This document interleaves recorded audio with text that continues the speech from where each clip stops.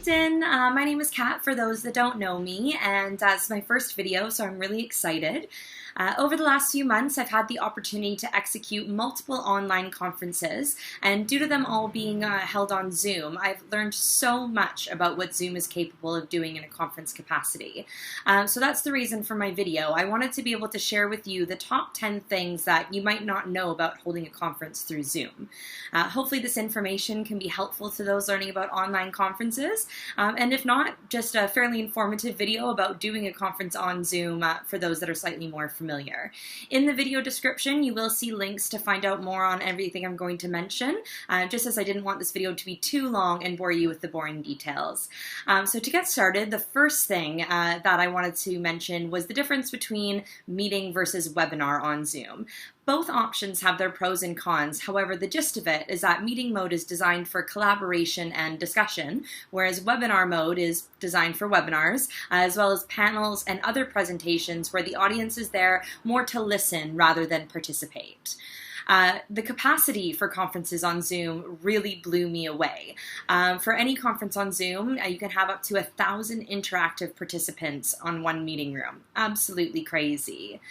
In addition to this, you can have up to 50 breakout rooms, each with the capacity to host up to 50 people. You can then broadcast messages to all, merge rooms when you want to, as well as with the new Zoom update, you can actually have people move around the rooms themselves, which allows people to network in a more social setting. There is also the ability to stream from room to room. So with that many people, sometimes there is issues with bandwidth and overcrowding. So to ensure that everyone gets the best experience, you can also stream a live session directly into a second Zoom room without the participants even knowing that they're watching a stream, which I think is really cool. The next thing you can do is live stream directly onto social platforms. So if your company or organization has a Facebook or YouTube page, it is possible to set up a live stream directly from the Zoom conference to these social platforms. It's really handy if you have maximum capacity, if you're going to have more than 1,000 people, or just anyone that wasn't able to buy tickets in time. It's a really great way to be able to stream the conference to the people that couldn't make it.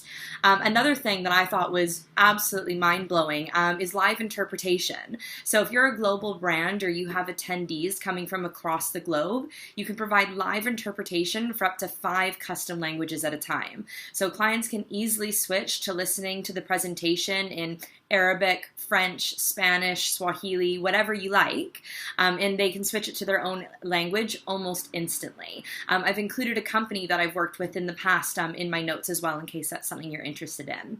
The next thing that you can do is record to the cloud. So all meetings have the ability to be recorded directly onto the cloud. This is saved to your Zoom account and includes audio, visual, and the transcripts from the chat. If you've had people commenting on, the good work people are doing at the conference or any questions at all, that can all be exported. A fun little fact that I'm sure everyone has seen on a Zoom call or video call if you haven't used Zoom before. Once you get a good group of people joined, the speaker can get lost in all the boxes and cameras that people have going. So in Zoom, you actually have the ability to spotlight the speaker or speakers to make their video the focus of the screen for everyone in the conference. This is a really great way to ensure that the speakers are getting their time in the limelight and all attention is on them while they're speaking. One of the final couple things that I'm going to mention is custom backgrounds. So in preparation for the conference, you can create custom backgrounds that have the speaker and presenters upload this to their account. This allows for a really professional backdrop during the presentations and also adds some visual branding for your group as well.